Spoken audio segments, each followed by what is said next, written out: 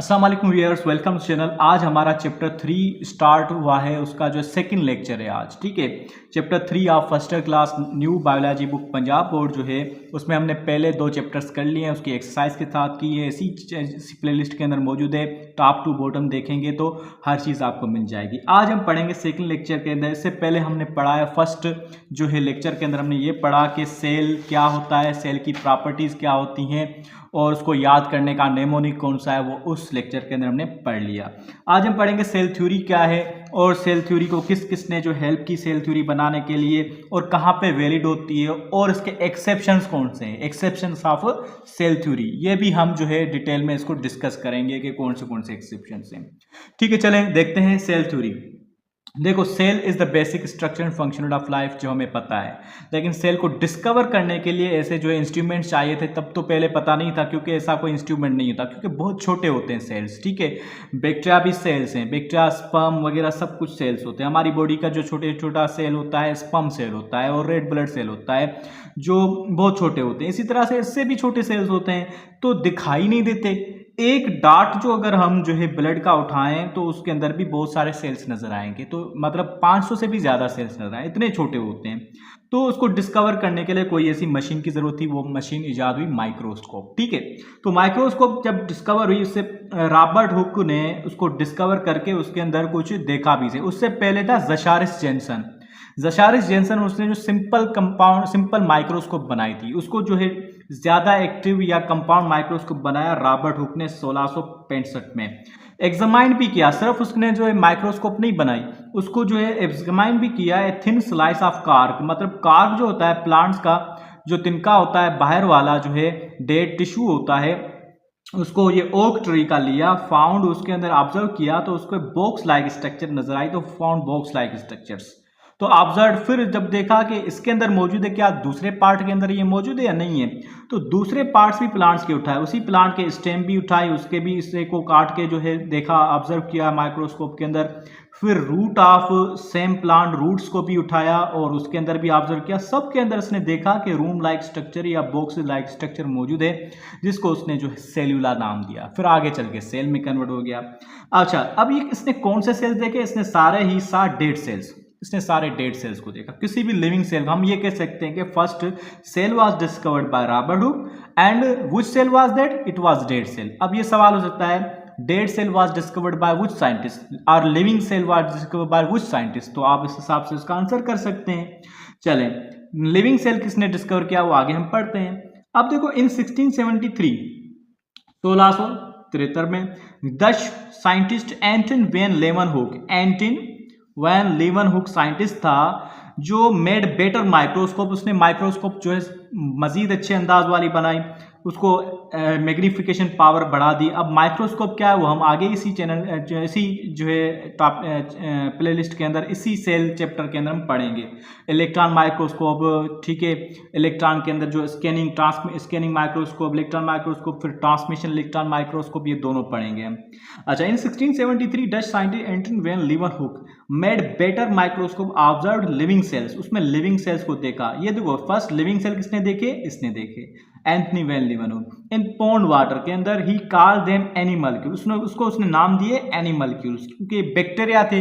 ठीक है, तो बैक्टीरिया को फर्स्ट टाइम जो इन्होंने देखा वो एनिमल्क्यूल्स जो थे। उसके बाद इन 1809 जैन बैप्टिस्ट डी लेमार्क, ये एक साइंटिस्ट था जिसने एवोल्यूशन पे भी बहुत काम किया। एवोल्यूशन क्या? Irtika, living organism. लेमार्क की थ्योरी जो है इनहेरिटेंस ऑफ एक्वायर्ड कैरेक्टर्स, वो भी इसने दी थी। सो आल्सो ऑब्जर्व सेल्स, इसने भी सेल्स को देखा भाई, कंफर्म किया। इन 1831 रॉबर्ट ब्राउन था, एक जो है रॉबर्ट ब्राउन साइंटिस्ट था, डिस्कवर किया उसने न्यूक्लियस को in the cells of orchid plant के सेल्स के अंदर इसने जो है क्या डिस्कवर किया? इसने डिस्कवर किया न्यूक्लियस को। ठीक है, अच्छा, इसके बाद इन 1838 जर्मन बॉटनिस्ट मेथिलस शिलाइडिन, इसने प्लांट सेल्स को ऑब्जर्व करना शुरू किया, सेल्स सबको कंफर्म किया कि सेल्स हैं। इन 1839 जर्मन जूलॉजिस्ट थ्योडर शिवान, ये जूलॉजिस्ट था, ये भी इसका हम उम्र था, कंटेम्प्रेरी, 1 साल बाद। ठीक है, इसने एनिमल सेल्स पे दरियाफ्त करना देखना शुरू कर दिया। उसने भी देखा कि भाई सेल्स हैं। फिर दोनों इस बात पे एग्री हो गए कि सेल्स सब लिविंग ऑर्गेनिज्म के अंदर मौजूद होते हैं, लेकिन इस बात पे एग्री नहीं थे कि सेल्स जो है दूसरे सेल से ही पैदा होते हैं। इन्होंने कहा सेल्स जो है नॉन लिविंग किसी मटेरियल से पैदा होते हैं। तो ऐसी कंडीशन को, ऐसी थ्योरी को, स्ट्रक्चर को कहा जाता है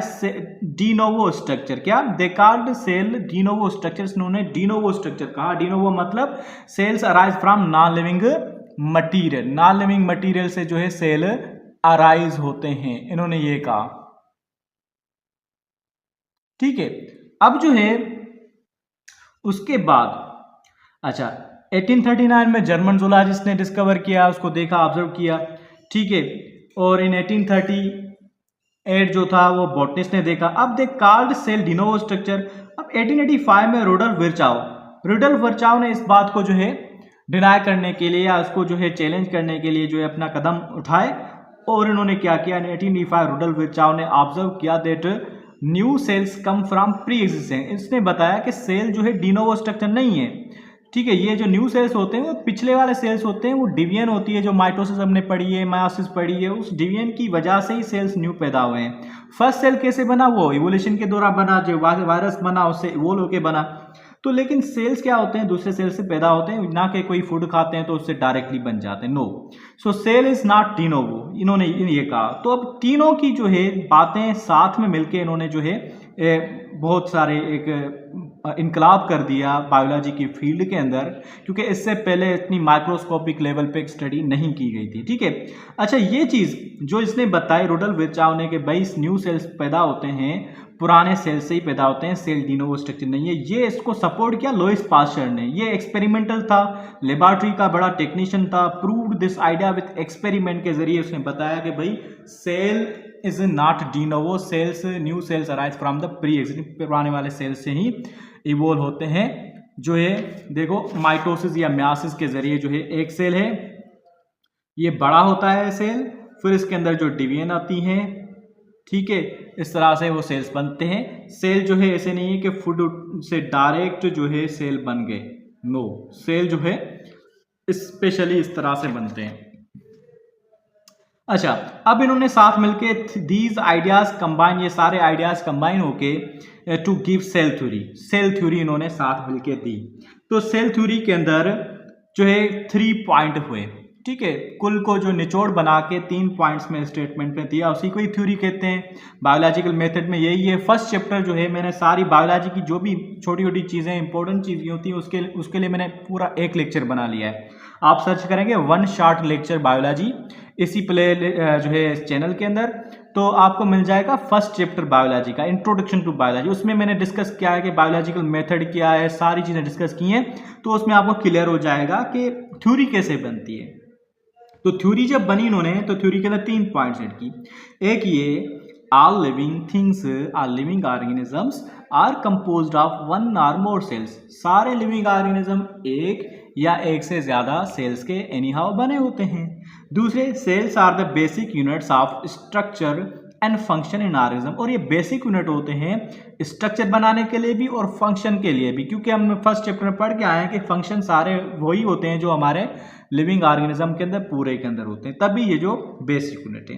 तो अब ये तीसरी पॉइंट जो रुडोल्फ वर्चाओ की थी वो भी एड है, cells come only from the division of pre existing cell. जो न्यू सेल्स होते हैं वो कैसे बनते हैं? प्री एग्जिस्टिंग सेल्स जो हैं उसी से ही न्यू सेल्स बनते हैं। तो ये 3 पॉइंट्स थी।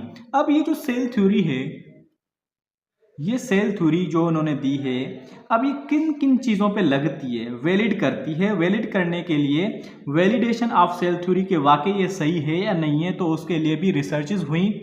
उसमें पता चला कि भाई वाकई ये सेल थ्योरी जो करेक्ट है, इसमें कोई जो है रॉन्ग नहीं है। फिर एक्सेप्शंस क्यों आई हैं वो भी हम पढ़ते हैं। वैलिडेशन ये है कि बाय यूजिंग लाइट और इलेक्ट्रॉन माइक्रोस्कोप, ये दोनों को उन्होंने यूज किया, फिर डिफरेंट ऑर्गेनिज्म को देखा तो इनको मिले, सेल्स मिल गए।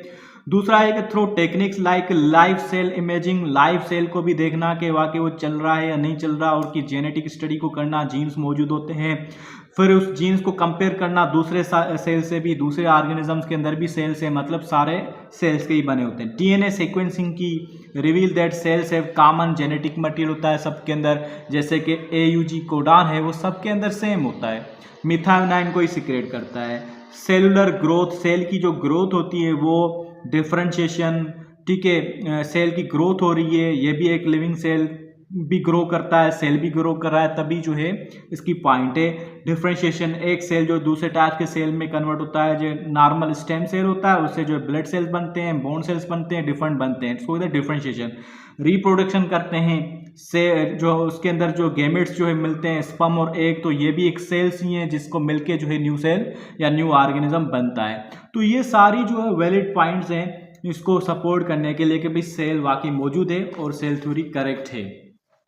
फिर जो है ये चीज आती है कि भाई एक्सेप्शंस कौन सी हैं, मीन्स किस किस पे जो है सेल थ्योरी नहीं लगती या कौन सी जो है इसमें खराबियां हैं सेल थ्योरी के अंदर। देखो exceptions to the cell theory, अब नोटेबल एक्सेप्शंस कौन सी हैं, ये कि वायरस क्या है, वायरस के ऊपर सेल थ्योरी नहीं लगती, क्योंकि सेल थ्योरी का हमने ये कहा है कि all living cells are composed of one or more cells, ठीक है, cell is a basic structure and function of life. लेकिन जो वायरस है उसके अंदर सेल है ही नहीं, क्योंकि सेल की प्रॉपर्टी ये है कि भाई सेल मेम्ब्रेन होगी, न्यूक्लियस होगा, साइटोप्लाज्म होगा, लेकिन वायरस के अंदर ये तीनों चीजें नहीं है। वायरस के अंदर सिर्फ जेनेटिक मटेरियल होता है और ऊपर प्रोटीन की कवरिंग होती है जिसको कैप्सिड कहते हैं, ठीक है। तो इसलिए वायरस पे जो है सेल थ्योरी नहीं लग रही। दूसरे जो यूकैरियोटिक ऑर्गेनेल्स हैं जैसे कि mitochondria and chloroplast, mitochondria and chloroplast जो हैं इन पे, माइटोकॉन्ड्रिया और क्लोरोप्लास्ट इन दोनों के पास अपने डीएनए होते हैं। अब ये डीएनए इनके पास कहाँ से आए, किस तरह से इवोल्व हुए हैं, किसी प्रोकैरियोटिक से इवोल्व हुए हैं, तो ये रिप्लिकेट कैसे करते हैं, तो ये सब जो है ये सेल कैसे हैं, तो ये भी एक चैलेंज है।